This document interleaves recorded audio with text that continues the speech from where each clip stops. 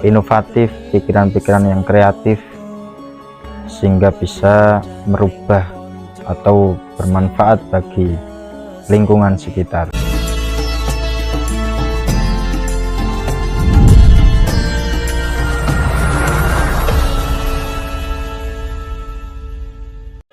Assalamualaikum warahmatullahi wabarakatuh. Hamdan syukranillah amma ba'd. Selamat malam kawan-kawan semua, sahabat Gelombang Santri Channel. Kembali lagi bersama kami. Salam ngopi, salam ngaji, dan yang terakhir salam rabi. Walaupun saya sendiri belum rabi ini ya. Jadi 3 singkatan itu ada makna tersendiri. Yang pertama, salam ngopi, yaitu ngolah pikiran, mengasah pikiran. Jadi seorang santri harus selalu mengasah pikirannya, harus selalu haus dengan yang namanya ilmu pengetahuan, sehingga kemudian bisa melahirkan pikiran-pikiran yang inovatif, pikiran-pikiran yang kreatif, sehingga bisa merubah atau bermanfaat bagi lingkungan sekitar. Kemudian yang kedua, setelah mengasah pikirannya, santri juga harus bisa mengasah jiwanya. Jadi ilmu tidak hanya berhenti di pikiran saja, jadi harus dimasukkan ke dalam hati, ke dalam jiwa, sehingga menjadi jiwa yang tenang. Kalau dalam literatur pesantren biasa disebut dengan nafsul mutmainnah, yaitu jiwa yang tenang. Kemudian yang terakhir, setelah ngopi ya, mengolah pikiran, kemudian mengasah jiwanya, sehingga outputnya adalah rabi, yaitu ini singkatan Jawa ya, ra usah bingung. Artinya tidak dalam menjalani hidup itu tidak bingung ya, menjadi jiwa yang tenang, ora bingungan, ora kagetan, istilah bahasa santri. Oke, malam ini teman-teman santai saja, ini akan membahas masih seputar, karena ini masih bulan Muharram, bulan Suro ya, kalau Jawa. Kita bahas ya di malam yang penuh dengan kemuliaan, malam yang dimuliakan oleh Allah Subhanahu wa taala, karena bulan Muharram termasuk bulan di antara bulan-bulan yang dimuliakan oleh Allah Subhanahu wa taala. Di antaranya Dzulhijjah, Dzulqa'dah, kemudian Muharram dan Rajab. Nah, pada bulan Muharram ini kita dianjurkan oleh Rasulullah SAW untuk melaksanakan amalan-amalan yang baik, amalan-amalan yang bisa menjadikan diri kita menjadi lebih baik. Karena bulan Muharram kalau pada hitungan Hijriyah itu adalah tahun baru Islam. Artinya kita sebagai seorang yang mukmin, seorang muslim, harus senantiasa bermuhasabah diri. Artinya tahun-tahun sebelumnya yang kiranya melanggar sesuatu atau berbuat kemaksiatan, jadi di bulan Muharram atau tahun baru Islam ini diharapkan bisa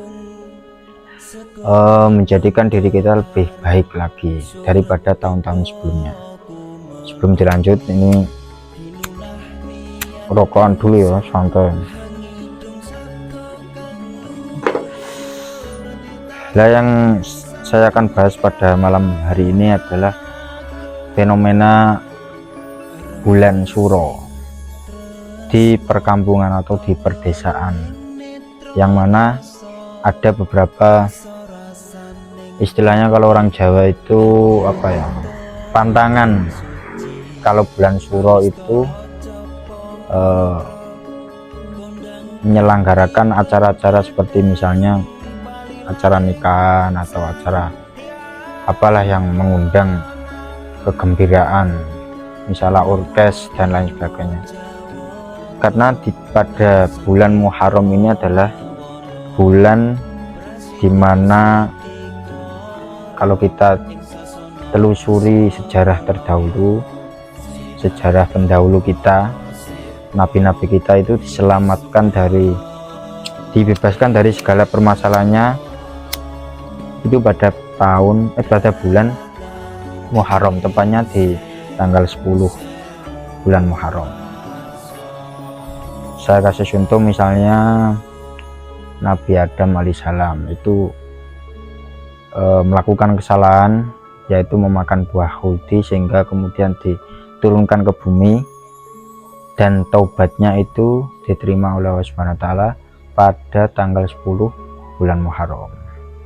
Itu salah satunya. Kemudian ada lagi Nabi Ibrahim alaihissalam, itu juga ketika pada waktu itu dibakar itu tidak merasa panas, itu juga pada tanggal 10 bulan Muharram. Kemudian ada lagi Nabi Musa alaihissalam, diselamatkan dari kejaran Raja Fir'aun, itu juga pada tanggal 10 bulan Muharram. Sehingga ada banyak lagi lah kisah-kisah Nabi yang diselamatkan dari problematikanya, yaitu pada tanggal 10 bulan Muharram. Sehingga Nabi menganjurkan memperbanyak puasa, ini salah satunya. Karena dulu Nabi juga banyak berpuasa di bulan Muharram, tetapi pada ketika itu, waktu itu Nabi ditanya oleh sahabat, amalan apa yang baik ketika datangnya bulan Muharram? Dijawab oleh Nabi, yaitu pada tanggal 10 Muharram. 10 itu bahasa Arabnya kan Isrun, Asyura, kalau Jawa disingkat menjadi Suro. Nah, pada malam 10 Suro itu sahabat Nabi dan Nabi pun juga ikut puasa. Tapi dalam catatan Nabi itu, beliau menyampaikan pada para sahabatnya, sebaiknya ditambah setelah atau sebelumnya. Jadi misalnya teman-teman akan berpuasa, walaupun kemarin sudah berlalu, itu sebaiknya ditambahi sebelum atau setelahnya, misalnya tanggal 9 Muharram dan 10, atau 10 dan 11. Karena apa?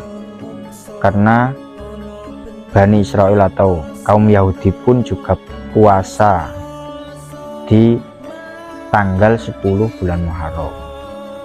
Nah, karena ada satu hadis Nabi yang mengatakan, man tasabbaha biqaumin fahuwa minhum, barang siapa yang menyerupai suatu kaum maka termasuk bagian dari kaum tersebut. Sehingga Nabi pun menyarankan para sahabatnya untuk berpuasa 9 dan 10 Muharram atau 10 dan 11, pokoknya dikasih tambahan, tidak hanya tanggal 10 saja. Kemudian ada beberapa literatur hadis yang menyatakan bahwa barang siapa yang puasa bulan Muharram diampuni dosanya selama setahun, atau adalah fadilah-fadilah yang lain. Walaupun pada kenyataannya kalau kita jeli, karena kita seorang santri, banyak hadis-hadis doif atau ahad lah yang dipakai pada fadilah-fadilah bulan Muharram. Hanya ada satu hadis yang cukup kita jadikan bekal untuk berpuasa di bulan Muharram. Cukup satu hadis saja. Nabi pernah berkata, afdalu siyami ba'da Ramadan syahrullahi al-muharram. Jadi sebaik-baik puasa setelah bulan Ramadan itu yaitu puasa pada bulan Muharram. Nah, cukup bekal satu hadis itu aja sudah cukup. Jadi kita niatkan puasa itu tidak hanya untuk mencari fadilah di bulan Muharram. Kalau kita niatnya tulus, insya Allah mendapatkan keberkahan yang lebih banyak. Kemudian tradisi-tradisi di bulan Suro, khususnya di Jawa misalnya. Sebelum dilanjut, ngopi dulu ya. Biasanya orang Jawa itu mensakralkan yang namanya bulan Suro ini. Misalnya di beberapa tradisi di orang desa ya, melakukan pembacaan manakib atau lebih kejawen misalnya mengadakan ritual-ritual misalnya mengubah atau mencuci keris misalnya, atau pusaka-pusaka yang disakralkan, atau mungkin melakukan apalah di dunia pencak silat itu juga mencuci, mengubah sabuk, pusaka dan lain sebagainya. Nah, tetapi saya kira orang desa, orang Jawa khususnya itu cukup paham dengan menghargai bulan Muharram ini, karena Islam masuk di Indonesia pada abad 12-13 itu pada zaman Wali Songo dan Syekh Subakir dulu itu ketika menyebarkan agama Islam di tanah Jawa itu mengakulturasi atau apa istilahnya, menyambungkan tradisi Jawa dan tradisi Islam, sehingga orang Jawa itu tidak asing dengan istilah-istilah di dunia keislaman. Sehingga kita sering menjumpai kalau bulan Suro itu banyak di musala-musala kecil, di masjid-masjid itu mengadakan tasyakuran. Untuk apa? Untuk menghargai atau mengucapkan rasa syukur karena pada bulan Muharram ini nabi-nabi terdahulu diselamatkan dari segala problematikanya, sehingga orang Jawa dengan sedekahnya tasyakuran itu mempercayai dan meyakini betul dengan wasilah sedekah kepada tetangga, kepada kerabat, kepada keluarga itu bisa menyelesaikan problematika di kehidupannya, sehingga kehidupan kedepannya akan lebih baik lagi. Itu saya kira orang Jawa juga sangat cerdas sekali.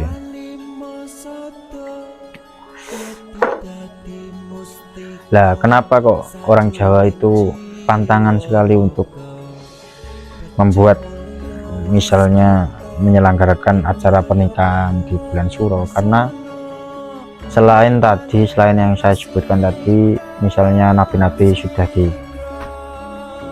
diselesaikan problematikanya pada bulan Suro, selain itu juga pada saat itu ada tragedi sejarah yang perlu kita ingat lagi. Itu juga ada tragedi kesedihan atau tragedi yang sangat fenomenal pada ketika itu, yaitu cucu Nabi Sayyidina Hasan dibunuh Karbala pada tragedi Karbala, dibunuh oleh beberapa orang kafir dulu, sehingga orang Jawa tidak berani untuk melaksanakan acara pernikahan yang sifatnya senang-senang, sifatnya kemaksiatan, karena itu bisa menyakiti hati Kanjeng Nabi, karena cucunya pada waktu itu mati juga di bulan Muharram.